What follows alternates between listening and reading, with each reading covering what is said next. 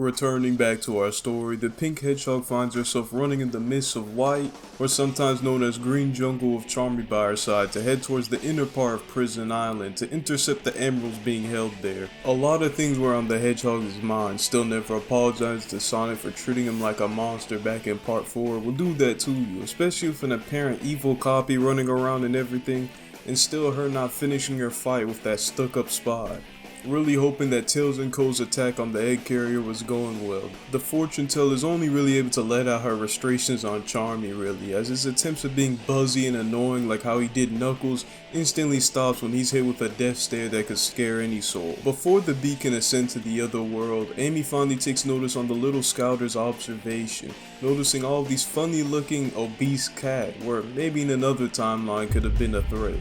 Attempting to pick up speed himself to go through the fast loops, but cartoonishly failing. Feeling bad for the oaf and being the fastest one here, Amy helps the cat get up safely, wanting to quickly move on, but Charmy in hyper fashion asks question in a super fast speed, while the cat somehow understands it, but is still slow to respond. Finally, after screaming at the two when Big was answering question 4, but Charmy was asking question 12, the two find out the predicament of the guy. Him losing his best friend at some point after he apparently swallowed some strange looking gem in water that had him acting strange. Charmy immediately empathizes with the guy, knowing how close he is with his own group, and with his keen tracking abilities, it'll take no time for him to find his friend. The two jumping for joy as the strategy seemed to be better than just wasting time fishing for the frog. The two already booking it off while Amy is forced to follow, knowing that they are losing time, but I guess it couldn't hurt to help. The three forming a weird version of Team Rose in their own right, as they strangely have to deal with a large amount of gun resistance on the island all of a sudden. Of course, all of this being in plan, due to Rouge's playing of both sides, a tip-off from Gun's top spot would keep the city girl and her friends occupied, allowing the villain duo of this arc to break in unopposed. Gun forces being divided allows for the perfect opportunity for the ultimate lifeform and God of Destruction to unleash complete havoc across the base and on the remaining soldiers. Chaos with his emotionless orders to take the emeralds by any means necessary, while for Shadow, he becomes even manic, finally seeing red, remembering the dark past with his best friend Maria, all leading to numerous casualties ranging from bad to even fatal for some. Grabbing the two emeralds they came in for, initiating Robotnik's bombs that would cause devastating damage to the island. Shadow commands Chaos to give them an exit like a Pokemon. Chaos then hydro pumps the remaining terrain, blasting forward with pulsating water, giving him a boost kinda like Mario from Mario Sunshine. The two quickly going out into the adjacent forest, all while Rouge, seeing this in her communicator and a bit terrified on how quickly the two had essentially ensured the destruction of an entire island. Hopefully she was able to please both sides of either Gun or Eggman, so no matter what happened, she'll be on the side that wins. This giving her enough time to go on a little side mission to take those beautiful Master Emerald shards to take her mind off things for now. Boom, returning back to the egg carrier, the most tactical airborne battle was taking place by the two smartest geniuses on Earth. The animosity between the two since Angel Island and the events that took place after could finally be released. The exterminator displaying that the extra arms for sure didn't slow down the plane, as massive jabs to the Egg Viper were going crazy. At the same time though, the bulkiness of Eggman's machine couldn't be underestimated. Where the usual Eggman would find annoyance, he actually grins in competitiveness, as he controls the machine to lurch for a blast that Tails is able to swiftly dodge. The Egg Viper then going in for a full tackle that hits the plane, hitting it back at the deck. Eggman jeering, "Was that it? A couple useless arms to that trashy machine and you really believe you could beat me without your best friend around?" Unbeknownst to Eggman, Tails had used the hit to his advantage as cover. The Robo Bros duo quickly moving out the exterminator themselves to quickly sneak around the egg carrier and take control of the aircraft in their own way. The Brave Fox here locking back into Eggman, shifting the exterminator to use more of the excess chaos energy with the opening. Sonic helped prove that I'm more than what my genetics made me out to be. The turbo boosters and the exterminator flaring, both geniuses ready to charge at each other one last time. Eggman knowing that the tornado may have the edge in speed but not in durability. The devious doctor sadly not knowing that his opponent has seen nothing but speed face first. Beginning to get slightly nervous when the whole egg carrier shakes from the charge of the plane in light speed formation, and with a hook to boot, the X-Tornado rams into the side of the Egg Viper. causing the machine to combust with Eggman escaping, but the overcharge attack did put the plane on cooldown. Tails jumping and enjoying the victory the X-Tornado's feast, but suddenly changes tack when Eggman begins to laugh, saying to the Fox that, "Did you really think I would have noticed my two failure of a robots enter into the control room? The E-Series will gladly handle them. I have home advantage." Eggman instantly locking back into his Egg Hornet. Tails had only won round 1, with the Fox now worried that the battle was now being extended, and being more anxious than ever to hurry up and aid back on Prison Island. But he wasn't gonna run away. He would stop Eggman here and now. Meanwhile, in the view of the true main characters of our story, Heavy and Bomb, using their chance to help out their inventive friend to cause as much havoc as possible by finding the control center of the ship. Bomb being a little too eager to crash out, seen hitting his head on the wall multiple times in hypermotion before being calmed down by Heavy, seeing all sorts of blueprints of past iterations of Metal Sonic, Silver, even a strange plan of a gigantic spacecraft that seemed to be near completion. Bomb ready to do his namesake and blow the control planet to smithereens with his ability, but are met behind him with the two red eyes of even stronger robots, the resulting explosion blowing the two into a room, where they met with the upgraded and killing machine duo E-102 Gamma and Beta, brandishing upgraded forms. Gamma communicates that he was surprised that there are more rogue robots around than the special grade known as Metallix, while Beta just charges up menacingly. That would be his pleasure to exterminate the clown creations. Heavy immediately came forth to shield his best friend again against a missile barrage, even ducking the blow like a boxer and following it up with a counter. The punch though only pushed the E-Series back only a little bit. Gamma then following through with the mistake with a violent tackle, Heavy for the first time being outweighed, pushing the two back as these two brothers in Eggman's brilliance clearly showed themselves to be the top notch of Eggman fixing his mistakes. Tails being busy with Eggman, the Road Bros in their own plight against the E-Series. It would only get worse for our heroes. Team Rose had finally tracked down Froggy thanks to the help of Charmy, Amy grabbing the frog to see that I guess it was kinda cute. This immediately being changed when after a few pats from Big, it spits out a Chaos Emerald. Big was glad to see his buddy's tails back to normal, thanking the two profusely, while Charmy stuck his tongue out at Amy as almost a proof of point that this wasn't a waste of time.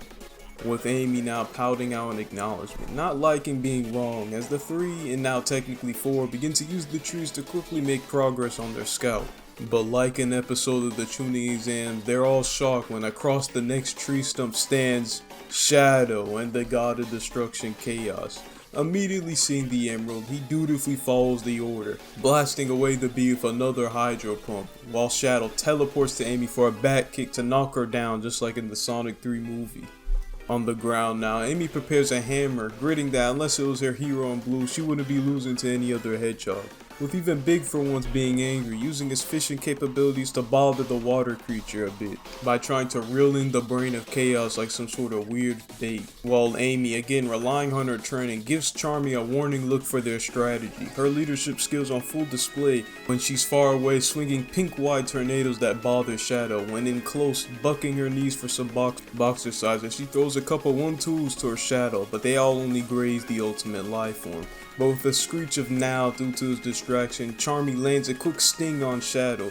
Feeling nothing though and embarrassed by being touched by such an annoying creature, it takes one backhand to knock out the bee.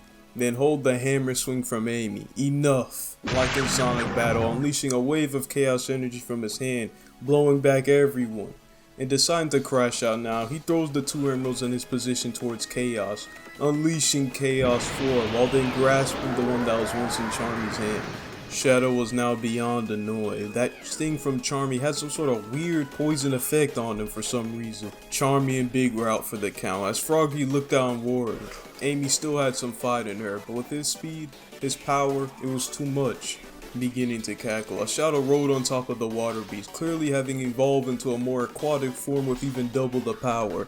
The ultimate life form communicates to Eggman that the mission was a success with an extra emerald added to the list, making 5 out of 7 for the Eclipse Cannon. With almost a sense of pity, relaying to the downed adversary that they didn't have much time left, did they? The island was just about to blow in 5 minutes. Whoever was left, whether on the inner outer, coast, or even nearby oceans would soon perish. But considering what the world took away from him, what they did to Maria, he could care less, showing everyone his own darkness in a way as chaos energy pulls out of Shadow for a bit, shocking everyone and Tails, who had clearly heard via the communicator, as Eggman grinned on his own work. Good work, Shadow. Prepping to chaos control him and Chaos back to the egg carrier and help him get rid of this two-tailed brat and the rogue robots on his ship. Amy knew she was fast, but there's no way she was getting the unconscious Big and Charmy out in time. For the first time in a while, feeling the same helplessness she felt back in Station Square, but refusing, knowing that this isn't an attitude Sonic would have.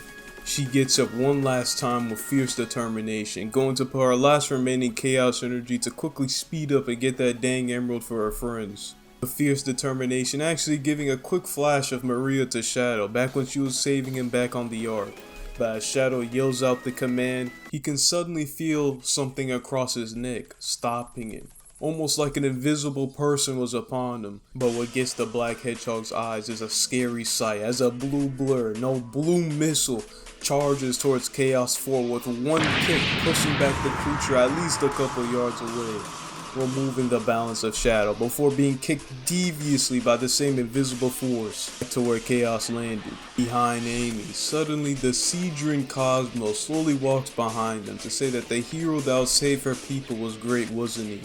As with side by side, in Kakashi and Sasuke fashion, stand the world's improved fastest thing alive and the world's greatest shinobi. Both branding glares that increase the pressure of any room, the two staring down the villains. Sonic and Shadow meeting eye to eye. Shadow was now murked in surprise. He then charges up a Chaos Spear, boosting in speed. Sonic though suddenly does a weird symbol, as out of nowhere a clone of the hedgehog poofs into existence, suddenly patting down the right palm of the hedgehog continuously, as wind-like energy swirls upon the hedgehog before jumping up with a flash himself, yelling out a more evolved and a condensed version of the move that we would see from Frontiers, Chaos Boom. The two attacks colliding and cancelling both hedgehogs back, but Shadow actually feeling the damage from the recoil. The blue hedgehog showing off his own emerald that he then tosses to Espia, who clutches the gem, as both sides yell out definitively Chaos Control, teleporting both sides just at the nick of time. Due to the stress of the encounter, Shadow accidentally messing up the Chaos Control a bit to find Chaos and the Beast strangely in Twinkle Park for some reason. So that was Sonic the Hedgehog. Who was he really? No matter, he would crush him exactly how Maria wanted, and definitely having to recover from this little poisoning he was dealing with. While, again strangely, Chaos seems to shake violently for a moment of frustration, like an enemy he knew from long ago was around somewhere. Back to the egg carrier, Tezu's battle with Eggman was shaky, as due to the anxiousness of what happened to his friends, he wasn't able to think straight at all. Eggman's new egg homer now actually damaging the exterminator to the point of repairs, where once again he would expect the doctor to take advantage. Here he's met with the face of only moderate annoyance, saying that I guess it was time. The doctor saying that he had built a ship to eventually combat his rogue robot in the stars. It would make the perfect spaceship to travel to the space colony Ark. Gamma and Beta will take control of the egg carrier soon enough and return it back to me. So I guess you're gonna have to abandon those old bucket of bolts, aren't we? Using the last bit of his egg walker now to shove the barely standing exterminator along with Tails out of the ship, leaving the egg carrier to the fates of the two-fated 2v2 battle. The villains eventually barely reconvene, Eggman gritting his teeth at the news of Sonic coming back and his dang nemesis here to ruin his plans again. Rouge returning back on her own suspiciously with Zeta and Epsilon. Team Dark Eggman reaches the fabled Ale Fortress itself, the space colony Ark where Shadow was born. Shadow was too much in thought to even question how they're gonna power the Eclipse Cannon with only 5 emeralds, but Rouge showing off a couple Master Emerald shards, powerful enough to suffice the missing 2, and Eggman knowing that this would just bait their heroes to come just like usual, ordering Chaos to place his hands on the control panel with his Chaos power to power up the device. Eggman, just like in canon, makes an announcement to the world of his deeds, ensuing fear among the populace of seeing another dark hedgehog that might have been the same one back on Station Square years ago. Sonic and Espio look at the TV report themselves with the remaining group, still in awe as finally the blue blur turns around to the group of various people of all sorts of connections to him. The darkened blur clenches his fist, but with a sinister style as Eggman won't be given the chance. But first off, Espia knew in order to pull off what they needed them to save the day, they needed not only the Echidna, but Tails' help as well. As the chameleon puts his hand on the hedgehog's shoulder, that was about time for him to face his friends truly. Sonic turned around a bit nervously to face his shocked group of friends that he hasn't seen for a long while. As this is where I'll be leaving things for right now. Yes sir, that's another part down. I have to be more consistent with the series, man. At this point, my only motivation, even with the whack views, is I know once this junk is finished and I drop that full story video that's probably like, what, 3 hours long or more, I know I'll finally get paid. Anyways, what's you guys' thoughts and predictions of what's gonna happen next, as we're now gonna be starting to reach the climax of this arc. 2 more parts left and this arc will be finished.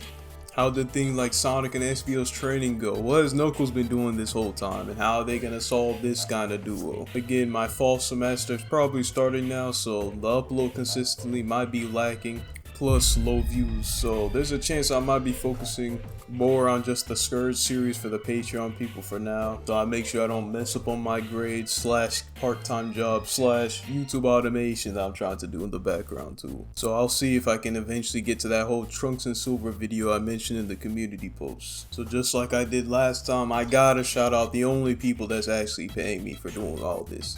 For the I Am tier, we have Rashid Legrand and Ellie Marigo. Thank you guys very much. For the one and only tier, we have Etheria X213 and also the Go himself, the OG Carlos P, the first member I ever got. And then finally, Sonic for the $50 tier, aka the tier where I do what if commissions if you guys are interested. Thank you very much for the support, and I'll see if I can possibly come back. Depends on the motivation. Check out the old videos, and I'll see you guys next time. Have a blessed rest of your day in Jesus' name.